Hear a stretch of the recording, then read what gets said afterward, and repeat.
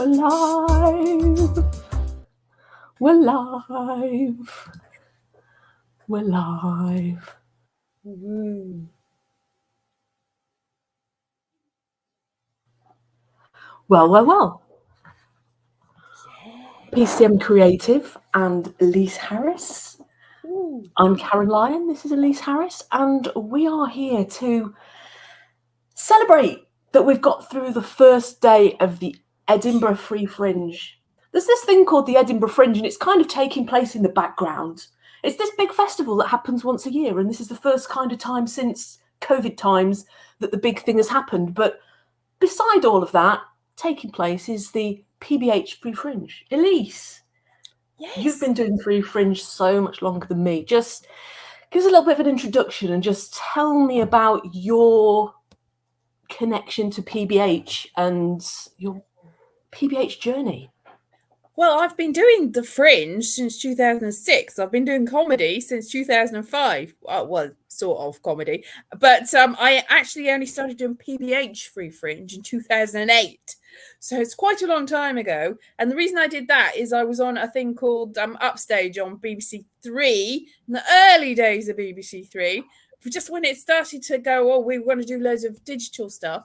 And we won that, me and a load of other YouTubers, and I got enough money out of that. We mainly were going to do sorts of gatherings and get enough money for gatherings to meet other YouTube people. But there was enough money left over for me to have £1,000, my share of the big prize money, and go to Edinburgh with a great, usually. Well, it was all right. It was a show.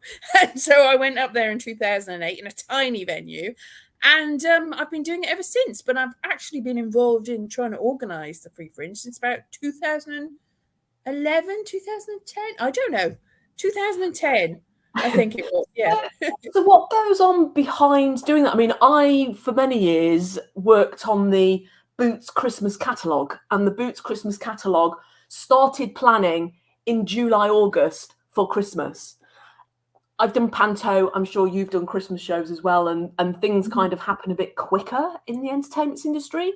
What's the time scale of PBH Fringe? When did you start asking people to submit shows, and how many shows have you got, and what's happened to bring us up to day one?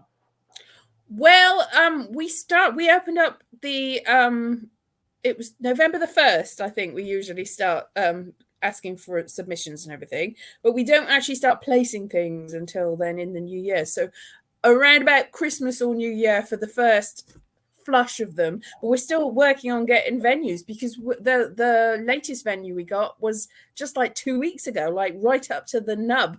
We got another one, a new one. It was Carnival, and now it's Tang Dynasty, and I'm not sure what we're calling it, but they were still building it this week. So it's very much still right up to the line. It's Fringe. It's independent, Fringe, scratch, jam. It's all that stuff. That's the vibrancy of Fringe, whether it's Edinburgh, whether it's London Fringe, or it's Brighton, or different festivals. So when you say you opened for submissions, how many venues does PBH have, and how many shows, and how have you placed them? It's variable, but I mean, I deal with I most years I just deal with the theatre shows and the children's shows, and last 2 years also the digital shows. But because the person that was dealing with the comedy has she stepped back because of babies and children and stuff, and life has got, so this year I've been involved with other things as well. So I'm not sure how many venues we've got, because I wasn't allowed to place the theatre and the children's in that many, because there's limited. It's the license in Edinburgh is usually over 18, so there are, and because most of our venues are alcohol license, it's only the ones that serve food that are open in the morning that we can put children's shows in. And also it's difficult for theatre because there's a lot of comedy shows that are in a bar and there's lots of noise going around, so you have to get a space that's separate. So we haven't got as many venues as we have had, because there's a lot of. One thing that I did want to do last year when I did the Can't Be There Be Here show, we looked at the wider Edinburgh Fringe programme for guests that came on to say, if you were going up this year, what is it that you would see? How do you look at the brochure? We don't have that brochure because this is PBH, and I want to look at PBH shows. And so I will, with a click of a button. Yes, that's good. You know as much as me now. This is how many venues we've got. Because as I said, we got some recently, and we had some that we thought we had that obviously things happen, people change management, things change. It's a vibrant, living world. So this is, as I say, I came on around sort of about a month and a half ago when I decided that this year for me has been about balance, and I don't have New Year's resolutions, but I tend to try and find a word that I hang on for the year to try and guide me through to keep straight, because otherwise I'm all over the place and I need a focus. So this year it's been balance, and one of the things that I really wanted to do was have a project that was mine, that was in about the middle of the year, that I could leave the year being able to plan into the next part of 2024. And I initially wanted to do TEDx, and that didn't quite come off. And then Edinburgh was something that I really wanted to do, but it is a scary notion to take a show. And I've been up to the Fringe on several years, and I've delivered workshops, and I've been there as part of the entertainment industry sector with equity, but I've never really done a show. So this is my little step to doing something. So this is the website that you put together for the Free Fringe. Yes. With a team in the background. But just I was just venue wise, I'll do the drop down list. There's actually we can probably do the venues, can't we? Let's have a look. So so we've got there. You can see now. Look, knowledgeable. I'm so knowledgeable. All of these are venues, and some of them are there. So I see Banshee, Labyrinth, Chamber. You're doing something at the Banshee Labyrinth, aren't you? I'm doing one-off shows because I applied for a show to do for the whole 3 weeks, and I was all raring to go because I haven't done a show in person there since 2019. That's the last year I've gone up there physically. I've done digital shows all through lockdown and everything. But I was going to, and then I realized we didn't have enough venues. We had an awful lot of applications. We've got an awful lot more applications than usual. So some years I've been able to place all the theatre and children's shows. I haven't actually been able to do that this year. Very sadly, it's unfortunate. So I thought the best thing to do is stand back, and also accommodation's difficult.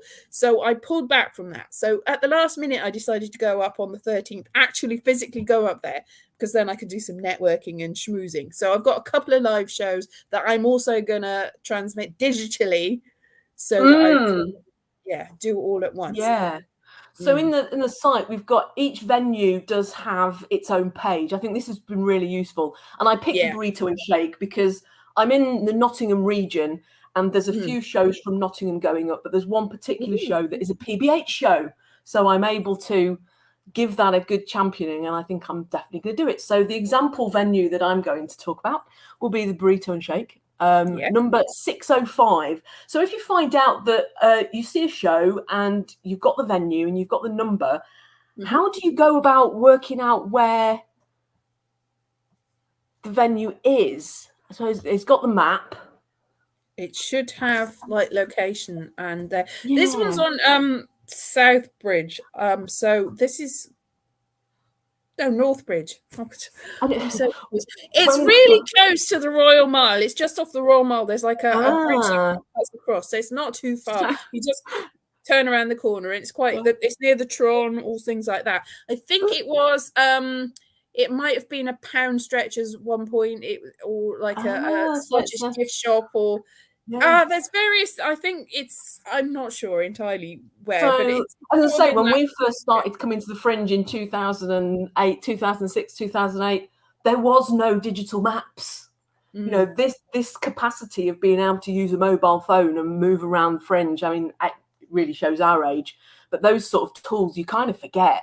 You know, technology's coming along. So these are the shows that are in there.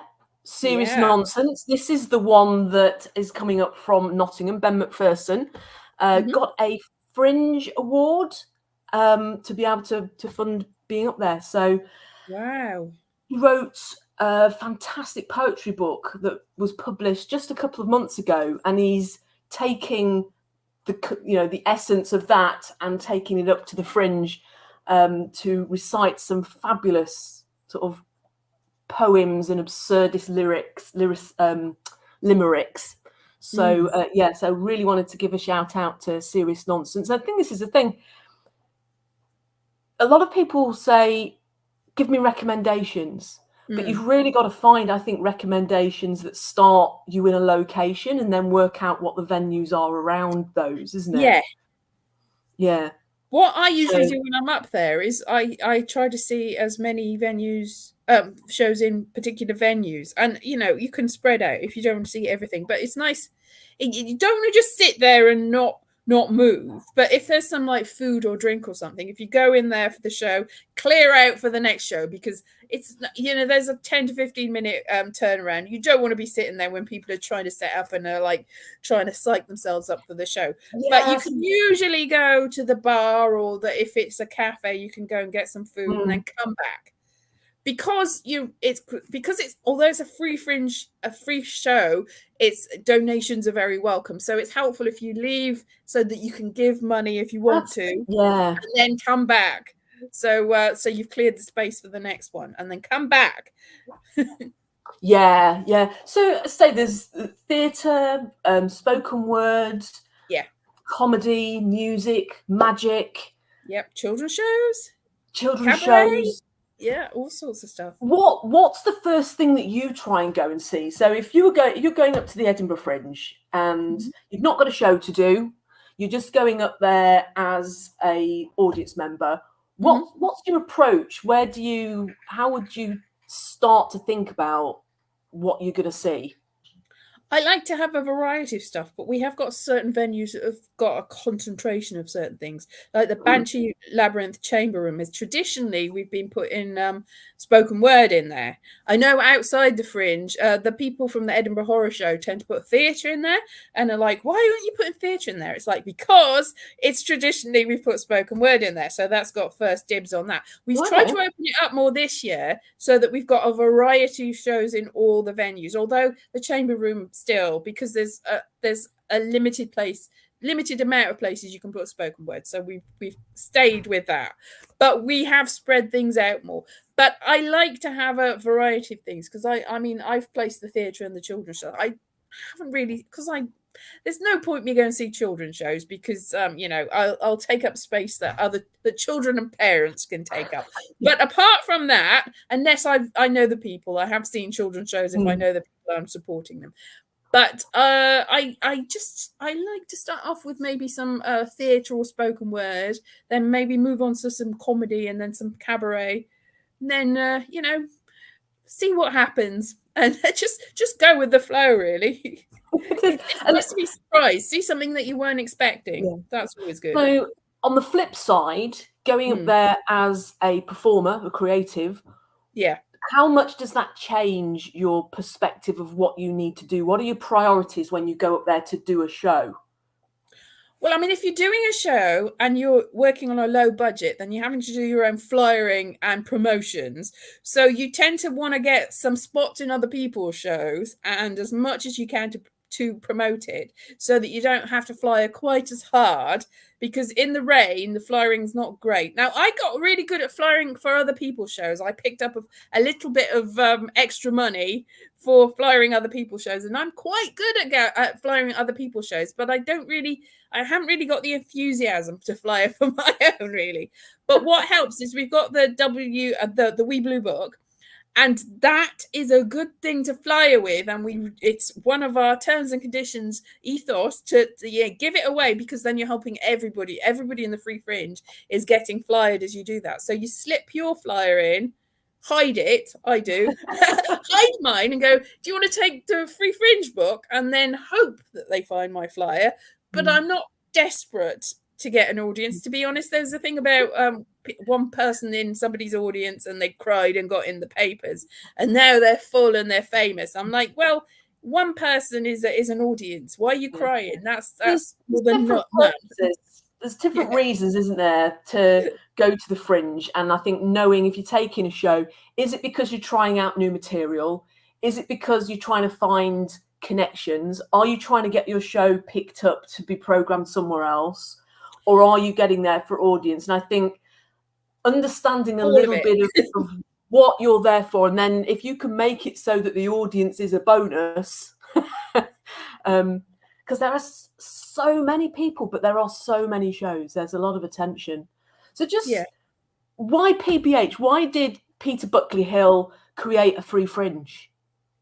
Well, I think it was 1996 that he was doing a show, and he suddenly got an idea that if he took the money afterwards rather than before, that he could probably it would probably be better and more successful. And everyone said, no, don't be silly. And then it worked. And so from that moment on, other people were like, well, this sounds like a good idea. So he got more and more shows. He's got Peter Buckley Hill and Some Comedian show where he gets other people on his show, and then he's got a solo show too. So it grew from there, and more people wanted to get involved after that. So it's one of those things that people, you do something and people mock you and go, that's not going to work, and then it works, and they go, oh right, let's have some of that then.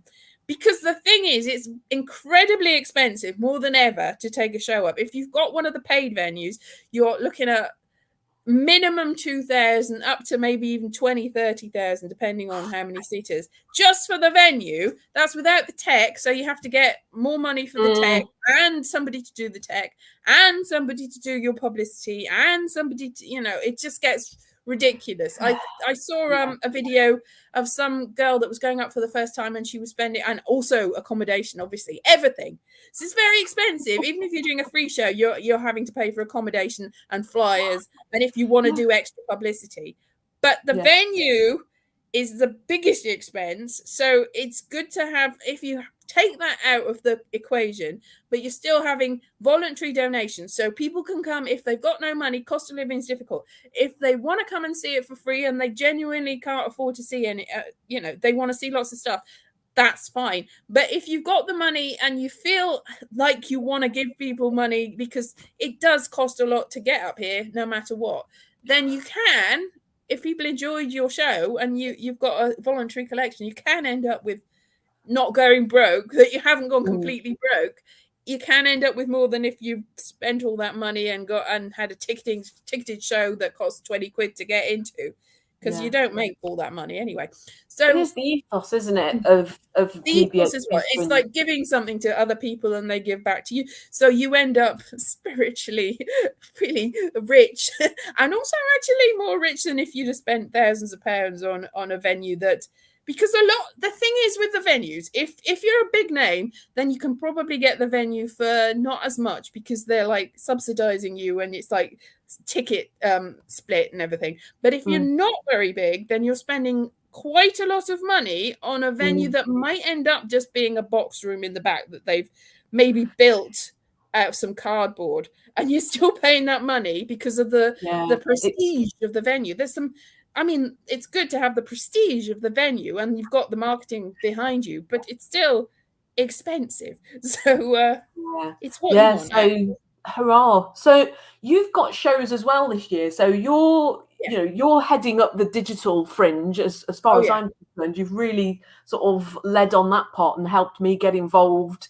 I really wanted to showcase and trial and do this work in progress of virtual venue, and you've PBH has embraced that concept of me just doing this crazy virtual venue. But you're doing some live shows. You started the Fringe this morning, as far as digital's concerned, with your show, your roundup. It's possible that I might have been the first show on the PBH Free Fringe, because 11 o'clock in the morning, there are some shows that start that early, but not that many. I might have been kicking it off. You might have been one of the first. And we had, I joined you. We had a guest who's doing a show at the Banshee Banqueting Hall. Yes, she's in the table room, and I actually remembered. It's like so long. She's one of the first people I actually placed in the Banshee Labyrinth when I heard that we are allowed to put more than just spoken word, and she was spoken word and theatre. I went, right then, so I'm like, get in there. So I put her in there, and then I only realised when I was talking to her, I was like, oh It's so long. So many shows. I remember now. So many shows. There's quite a few horror shows in the Yes, digital live shows that we're going to be doing. But your absolutely. shows, you've got your live online ones, and you're Mhm. also going to be dropping into the Fringe, which we'll talk about in a minute. But your second show, the one that you've not done a version of yet, which is 8 o'clock in the evenings on Mhm. the nights that you're performing. Tell me a little bit about that show. That actually is, it's come out of me actually doing live shows when I went up and I had a show planned. It was a show planned, but things went wrong. Like my venue got moved at the last minute, and then the venue that it turned out to be was sort of it was some orange boxes at the back of another venue, which is great. It's I was happy to get a venue, but it wasn't ideal because people didn't know about it. So because people weren't turning up, and there was a lot of dropouts from different people even people that have put the effort into going there drop out. So there's empty slots. So I just thought, well, never mind. And I didn't do the show a few times, and I had a guest spot show people didn't turn up for. But then I was sort of milling around the venue, and somebody said, "Oh, what's on?" And I said, "Well, I've got a show. Do you want a show?" And they're like, "Yeah, let's do a show." So I was like, "Well, I can do a potted version of my show that I did in 2015, or I can do something from my 2012 show, or I can just do, because my guest didn't turn up. It's just like, do you want to do Yeah. it?" Like 10 minutes late, and they went, "Yeah, right." So I did this show for them, which was a mini version of of my, because it was 20 minutes to do. They liked it a lot, and it turned out they were from an actual literary magazine that does sort of reviews and stuff. So I got some nice reviews, the best reviews I've ever had in my life out of it. Some pictures. They came back to see me again. I thought I may as well just carry on with this. So I was just like improvising shows all over the place. I was like, yeah, I may as well just do this. So I did that year. I did a one-person show that was sort of an improvised character piece, and I would just ask people, "What do you want?" So I did a couple of spoken word shows. I did absolutely. It's just I did a different show every night. It's like, what do you want? Because I'm quite frankly prepared. I'm here. It's not the show you wanted. A couple of times people were showing up for shows they thought they wanted. It's like, I'll do that. I did. One time I got the Wee Blue Book, and I was just like, just pick a show. I'll do that. I'll do any show that you didn't go to see, and then you can go and see that show again, see how it compared. So what sort of requests do you get? Yeah. What sort of, when you say to people, "What do you want?" What sort of responses do they give you? Because audience participation is a tricky one. I mean, we've entered the era of immersive theatre. The fact that theatre has always been immersive and three-dimensional and 360 degrees. It's just that we want you to look this way. You can look behind you if you want, but we want you to look this way. So getting the audience involved, audience participation, whether it comes from comedy or vaudeville, variety, it's a very sharp part of it. Whether it's heckling, I mean, you must have some heckling stories. So what is it you want? What are you expecting is going to happen if someone comes to the live stream, watching it on YouTube? Because you do them live to YouTube, don't you? I do them live to YouTube, because I did it live again the year after that. Again, just filling in for any slots, and I just go, I got a couple of different shows, or you can just tell me what to do. I don't care. And then I did it during lockdown, so I decided to do it, online. And that went well. I'm not sure whether it went so well last year. It went well the first year, and it's because I do live streams anyway. And people are just expecting me to talk at them every Sunday. But it's going to be like my normal live stream, except you can have other things as well. What do you want? I've got a box of wigs and a guitar and a ukulele that I can't play. It's just, what do you want out of this? Let's do that. Yeah. So I did like a load of parody musicals the first year I did it online. And it was just like, what would happen if like Liberati was doing Grease? I don't know. It wasn't that, but it was just random. And it was, I can't remember. I'd never seen this film, so I'm just going to recreate it as a musical, that sort of thing. So it was completely random. I think I pointed out The Wicker Man was a musical, and I couldn't really remember what it went like, but I liked it. But I'm going to redo another version, like an alternative version of The Wicker Man.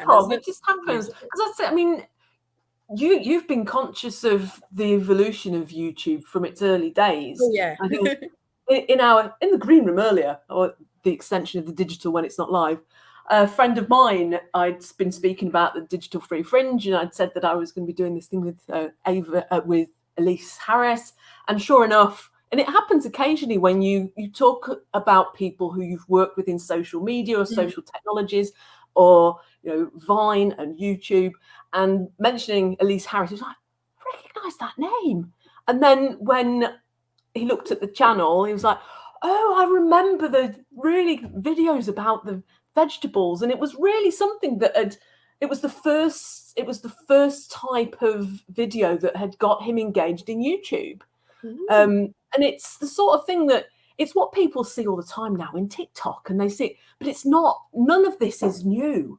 And in the early days of YouTube, before they put all of the partner program hurdles in place, and I know you seem to have fallen foul of a lot of those because of the social content that you provide, and your interest in technology and streaming, that it isn't about being viral famous, it's about scratching that itch to decide where your curiosity and where your ideas and inspiration is going to take you.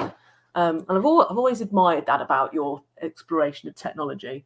So how do you find technology works for you? What are you using this year that does work and doesn't work, as we kind of bring this to a little close? I don't know. I've gone on to TikTok. I was a bit wary about TikTok. I'm not doing very well on TikTok, which is disappointing. but then again, I'm not doing as well on YouTube as the moment. Technology wise, I'm just using whatever works for me. Like I just like buy things. I've got a little pointy, changing the spreadsheets, not the spreadsheets, like the slides. Yeah, I've got a new one of those that's infrared, so I'm going to be playing with that for my shows. But I just I do get a lot of technology that breaks really quickly because I can't afford the really expensive stuff. So I mean, in the early days of YouTube, I got through a camera every couple of weeks. Really, I'd get them. I got a Toshiba one that was broken by the time I got it home, and I felt really, because I was like, whoa, look at this camera, and it was really good, and it was like a flippy one, and you could turn it around, and it was like, oh, this is amazing. And then I realized that the microphone was like a little piece of metal that was on the back of the flip, so you turn it around, the microphone didn't work anymore, and then it fell off within a day, and I just felt like so upset. I was like, I could take it back. I'm just like, I feel like this is my fault for being an idiot. So I never really got any use out of that. But I got through so many different cameras. I've got like a drawer full of broken cameras from over the years. And now I'm just using my phone, and you're just like, I was just thinking the other day, this phone, I mean, I ran out of space with video on my phone, and they're big videos, but I still got room on the SD card, the little SD card. And I was thinking, I remember a couple of years in Edinburgh, I'd get the SD card and I'd run out within a day and have to go. I was like constantly getting a new SD card. And that was and before that, I got the tapes. I got a Hi8 camera. Just before the Hi8 cameras, the digital 8 camera, in fact, just before the digital cameras, they stopped making them over here. I think they still make them in America. For some reason, the technology carries on there, but they stopped making the tapes. So I bought a load of tapes, and that was the last of it. And then the digital 8, it ate my tape, and I couldn't open it, and I was so disappointed. That's at least you don't have to chew up tape, do you, anymore? You don't have to chew up tape. It wouldn't open. It just jammed, and I was like, no, because I actually made a film with that, a short film that got screened on like in the actual West End, and I won an award for it. It was like, how did I make this? Like in my flat, in the dark, because it had infrared, I turned the lights off, and I pretended it was a cave because I had some footage of the Hellfire Cavern and everything, and I shot it in one evening in my flat because I was just like, I don't know what else to do, and edited it and put it into a festival and won the festival and got it like in Covent Garden Odeon, and it was just like, wow, this tiny little camera that I did spend all my money on, to be fair, because things were expensive back in the day, but it was on the big screen. It was good enough for that, and it's just, you know. But So and then all the next generation ones after that, it was like I got that just when it had all the features, but then they started getting cheaper and cheaper and more rubbish, and yeah. And then we've just so got, there you was know, a series of really crappy cameras. So you're doing And two now you got a shows phone. online, and you're also going to be Oh, in I am, yeah. Edinburgh on the ground on the 16th. On the 13th, from the 13th onwards, From the 13th, you're doing the show on the 16th. And I think at the end of the festival, you're going to interview PBH himself. I am, yes. I'm going to interview him in the Banshee Labyrinth, and I'm going to try and stream that. I'm hoping it is, but, you know, it's just like that's capping it all off, because PBH has threatened to retire for a long time, but this time he says it's this time. But I don't know whether that, you know, it's... But he's leaving a legacy. Just before we close, I've got there is a little program. I'm just going to flip the screen share in again. Yeah. Because I'm just going to get the right windows. So I'm going to flip back into so there is going to be there is a program on the website. There'll be various links around, but this is the program that is taking place across the festival digitally. And as I say, that on that first screen, you can see, say, Elise was there this morning at 11, and we had Michael at 4, which we saw and we haven't talked about, but we'll have to do that again. You've got us here, and you can just say tomorrow you're flipped round. So Michael is at 4 and you're 8. Yeah. And then there's a lot of structure that goes into this, and that's what I've seen as I've put it together. So if you miss something this week, you can see it next week, and potentially if you miss it, then you've got a week 3. That's what the great thing about, I think, having a schedule that kind of does some repeating in there. And there is going to be some times when I am going to screen on, what day is this? The 9th, on the Wednesday. I'm actually going to do an on-demand screening of Peter's How Does He Smell? There's Cyber Salon on Tuesday the 8th, which is a networking group who are exploring VR and digital, that we're going to see if we can get some of that community into some of the PBH digital shows. We've got Inky Sci-Fi and Horror Show. Is going to be on Zoom. So people can come into the virtual space, and then 15 minutes before the show, there'll be a link that goes on screen if you've made it into the digital space, and everybody will pile through into the Zoom to give them their audience, and then give us a place that we can kind of call our home that isn't the Edinburgh Fringe if you're not up there. Have a bit of a chat.